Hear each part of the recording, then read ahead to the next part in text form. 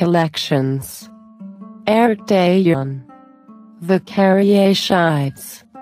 Renaissance and after.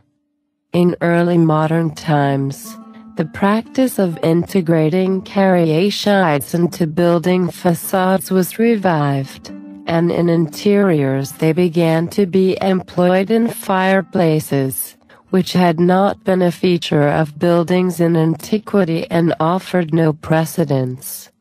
An early interior example are the figures of Hercules and Iole carved on a James of a monumental fireplace in the Sala del Gioia of the Doge's Palace, Venice, about 1450.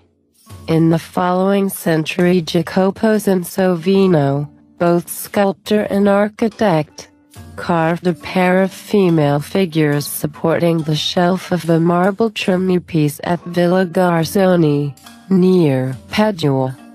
No architect mentioned the device until 1615, when Palladio's pupil Vincenzo Scamozzi included a chapter devoted to chimneypieces in his Idea della Architettura Universale.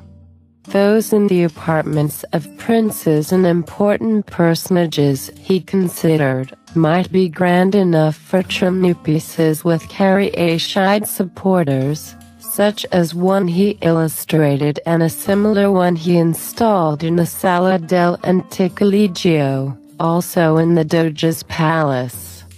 In the 16th century, from the examples engraved for Sebastiano Serlio's treatise on architecture, caryatids became a fixture in the decorative vocabulary of Northern Mannerism expressed by the Fontainebleau school and the engravers of designs in Antwerp.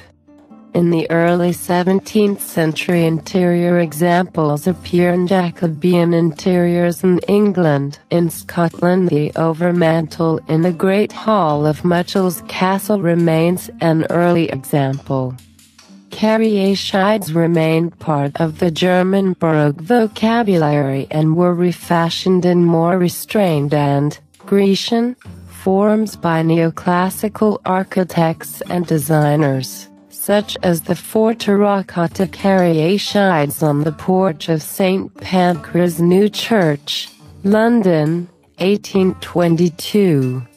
Many caryatids lined up on the facade of the 1893 Palace of the Arts housing the Museum of Science and Industry in Chicago. In the arts of design, the draped figure supporting an acanthus-grown basket capital taking the form of a candlestick or a table support is a familiar cliché of neoclassical decorative arts. The Jung and Mabel Ringling Museum of Art in Sarasota has caryatids as a motif on its eastern facade. In 1905, American sculptor Augustus St. Gaudens created a caryatid porch for the Albright Knox Art Gallery in Buffalo, New York, in which each of the four figures represented a different art form: architecture, painting, sculpture, and music.